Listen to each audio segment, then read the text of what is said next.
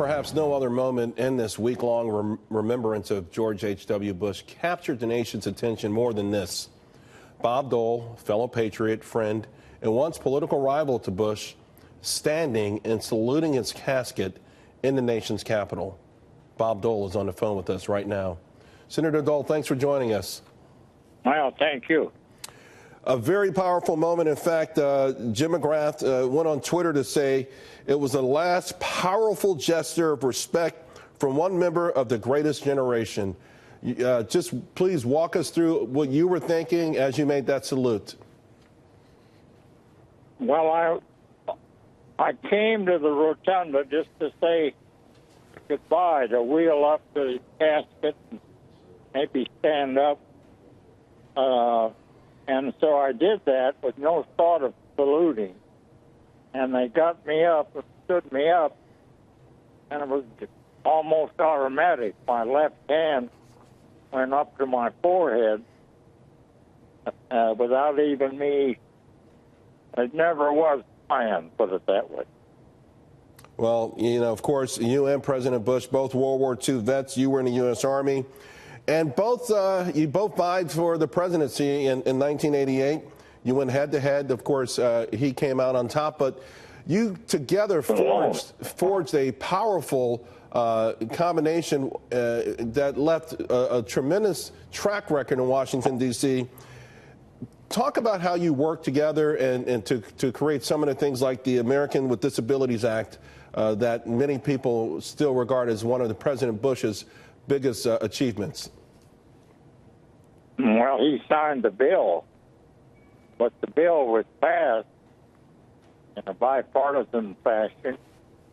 I worked with Senator Kennedy in the Senate, and we worked it out. We had help from Boyd and Gray at the White House, and we passed it, and President Bush had a big signing ceremony on the White House lawn.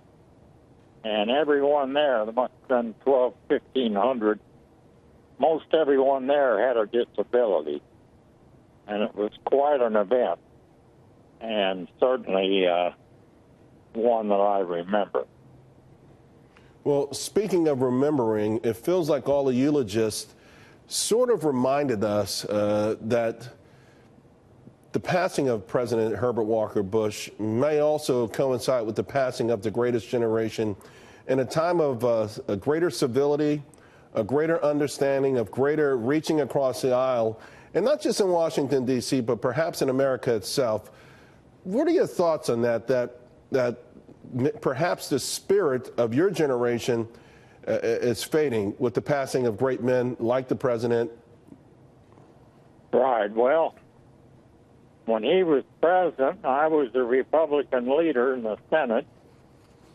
We got things done because we worked with our Democratic colleagues, and most of the things we passed were bipartisan. How do we get back to that point? How do we get back? I wish I knew. I'd call up Mitch McConnell, but they're not there now by a long shot.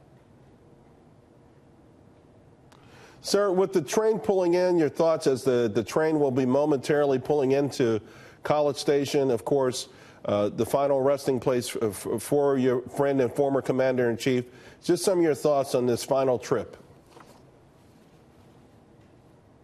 Well, it's been a very busy week for the Bush family, and this will cap the entire proceeding, and I'm certain it'll be a very heavy burden for the family to carry for a while. There's no doubt about that. And of course, when they do arrive, there will be a private ceremony. The world has had a chance to pay its respect. Texas has had a chance to pay its respects, and the family will be able to do so in person themselves. Senator Bob Dole, thank you very much, sir. We salute your service, and thank you for everything, including that image. It may not have been planned, but it will now live in history for all of us to look back to and to remember the greatest generation. Well, thank you. Thank you very much, sir.